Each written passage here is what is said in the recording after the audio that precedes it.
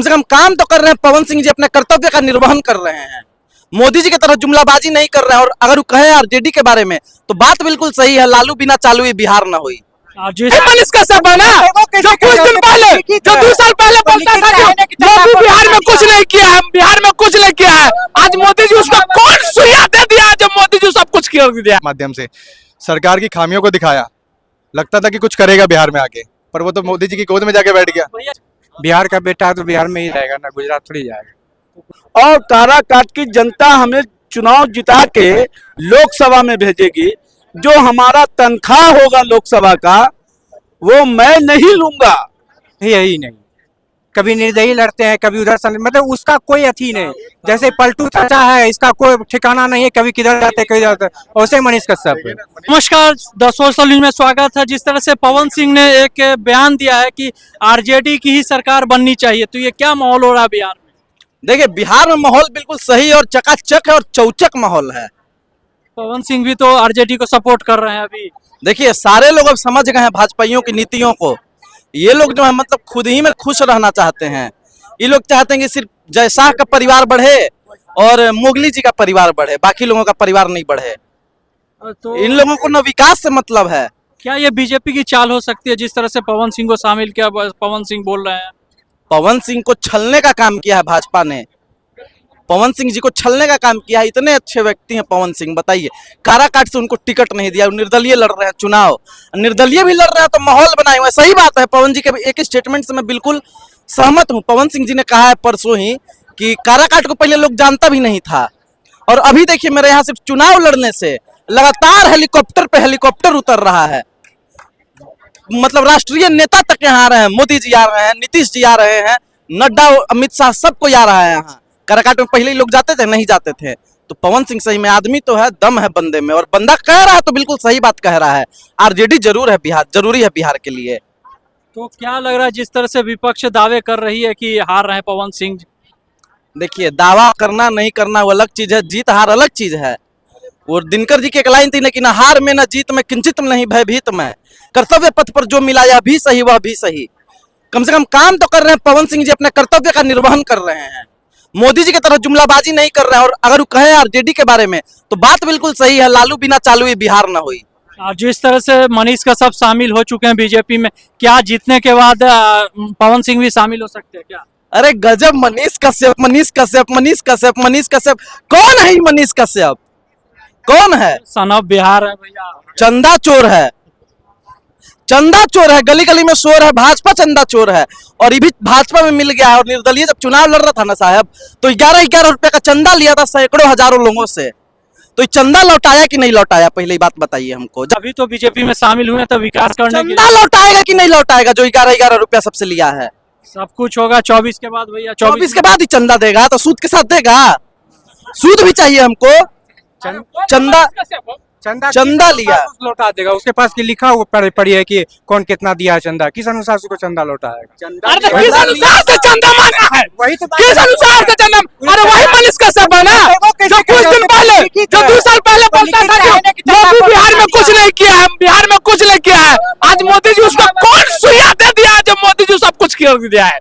हम नहीं, पवन सिंह की तारीफ कर रहे हैं पहले, हम नहीं बोल रहे हैं। वही मनीष कश्यप, हम उसको गाली दे के हम क्या दे अभी बताइए?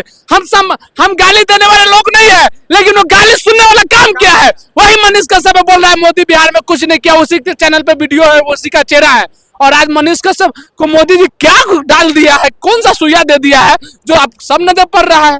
मनीष कश्यप का सिर्फ और सिर्फ एक ही मुद्दा है, उसको राजनीति करनी थी, सोशलाइज लोगों के बीच होगा, एक सोशल अपने मीडिया चैनल के माध्यम से सरकार की खामियों को दिखाया, लगता था कि कुछ करेगा बिहार में आके, पर वो तो मोदी जी की गोद में जाके बैठ गया। पवन सिंह आरजेडी का सपोर्ट कर रहे हैं, आरजेडी को जीतने की बात कर रहे हैं। तो देखिए, विशेष तौर पे बिहार में विशेष तौर पे जो माहौल चल रहा है वो कहीं ना कहीं इंडी गठबंधन की तरफ चल रहा है, ठीक है। और बात की जाए पवन सिंह की, तो पवन सिंह बहुत अच्छे मार्जिन से चुनाव जीत रहे हैं, बहुत अच्छे मार्जिन से। जब रिजल्ट 4 जून को आएगा तो आपको ही पता चल जाएगा, ठीक है। लेकिन अभी जिस तरह से आरजेडी में सपोर्ट, क्या जीतने के बाद आरजेडी में शामिल हो जाएंगे? बिल्कुल हो सकता है। नहीं, भारतीय जनता पार्टी में इसलिए नहीं जाएंगे कि मोदी जी उनका कहीं ना कहीं एंटी प्रचार करने, उपेंद्र कुशवाहा की तरफ से प्रचार करने आ रहे हैं। तो कहीं ना कहीं पवन सिंह को कमजोर करने के लिए आ रहे हैं। तो पवन सिंह क्यों जाएंगे भारतीय जनता पार्टी में, तो वो चीज है। क्या लग रहा है भैया, जिस तरह से पवन सिंह आरजेडी का सपोर्ट कर रहे हैं, देखिए आरजेडी के जीत की हाँ बात कर रहे हैं, हो सकता है कि वो आरजेडी में आ भी सकता है, क्या दिक्कत। बिहार का बेटा है तो बिहार में ही रहेगा ना, गुजरात थोड़ी जाएगा। तो गुजरात की मोदी जी दावे कर रहे थे ना कि पहले सीट दिए थे ना मोदी जी, देखिए- चलिए फिर बाद में लड़े। आप वो बिहार का शख्स है, वो बिहार का बेटा, आप कहीं और से दे दीजिएगा सीट तो नहीं ना, जहाँ वो रहा बिहार के बेटा तो मनीष का सब भी थे भैया। तो मनीष कश्यप थे, तो मनीष कश्यप भी है ही नहीं, कभी निर्दयी लड़ते हैं, कभी उधर से, मतलब उसका कोई अथी नहीं। जैसे पलटू चाचा है, इसका कोई ठिकाना नहीं है, कभी किधर जाते कभी जाते, वैसे मनीष कश्यप जब निर्दयी लड़ रहे थे हम लोग उसका सपोर्ट कर रहे थे, अब फिर उधर कल उसी को दूसरा आता, आज उसी के साथ खड़ा है, समझ नहीं आ रहा। मनीष कश्यप जब चुनाव लड़ रहे थे इंडिपेंडेंट, तो उनको इंडिपेंडेंट चुनाव लड़ना चाहिए था। क्यों बीजेपी से जब ऑफर आया कि आइए बीजेपी ज्वाइन करिए, मनोज तिवारी के साथ भारतीय जनता पार्टी के हेडक्वार्टर में जाके भारतीय जनता पार्टी ज्वाइन कर ली, क्यों? आप लड़ रहे थे, आपके अंदर कुछ सक्षम होते आप चीजों से, आपको पता था कि आप हार रहे हैं, इसलिए भारतीय जनता पार्टी की गोद में जाके बैठ गए, ठीक है। अब ये भारतीय जनता पार्टी की गोद में जाके इसलिए बैठे हैं कि 2025 में विधानसभा चुनाव है, विधानसभा चुनाव की टिकट के लिए बैठे हैं वो। जाके देख लीजिएगा, मैं आपका आज का स्टेटमेंट रिकॉर्ड कर लीजिएगा, 2025 में टिकट मांगने के लिए बैठा हुआ है, ठीक है। ये कुछ डेवलपमेंट नहीं करेगा, कुछ नहीं करेगा, सिर्फ ये राजनीतिक रोटी सेकने के लिए आया है अपनी। क्या लग रहा है बाबा, जिस तरह से पवन सिंह बोल रहे हैं कि आरजेडी की जीत होनी चाहिए? अरे आरजेडी की तो जीत एकदम फुल बहुमत से होगा, केंद्र में राहुल को जीत होगा।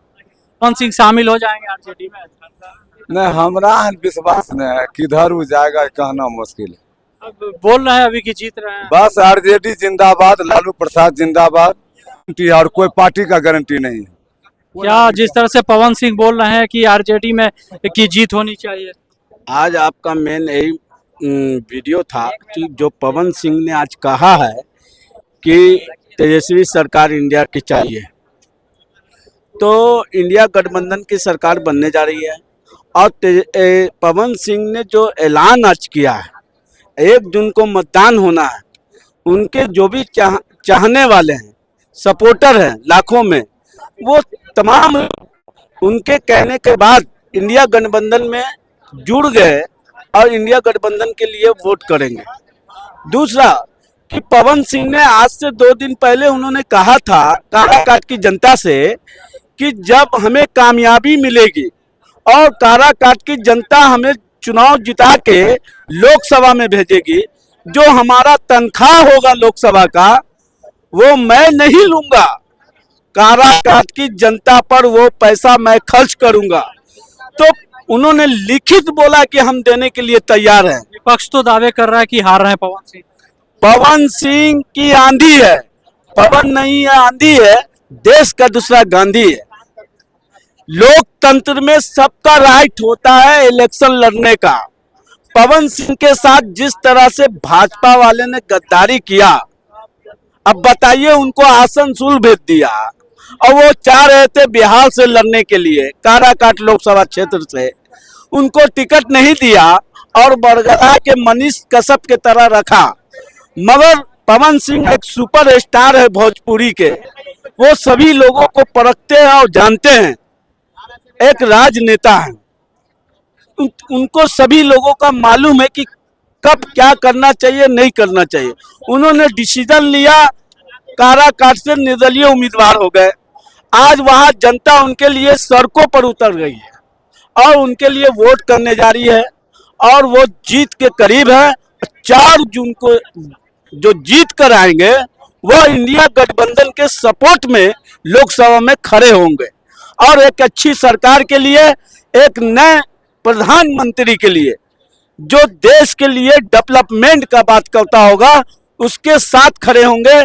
शिक्षा पर जो बात करेगा उसके लिए वो खड़े होंगे, जो स्वास्थ्य की बात करेगा उसके लिए खड़े होंगे, जो देश की अर्थव्यवस्था जो गिर रहा है उसके लिए वो खड़े होंगे। तमाम मुद्दे हैं जो पवन सिंह के साथ आज काराकाट की जनता है।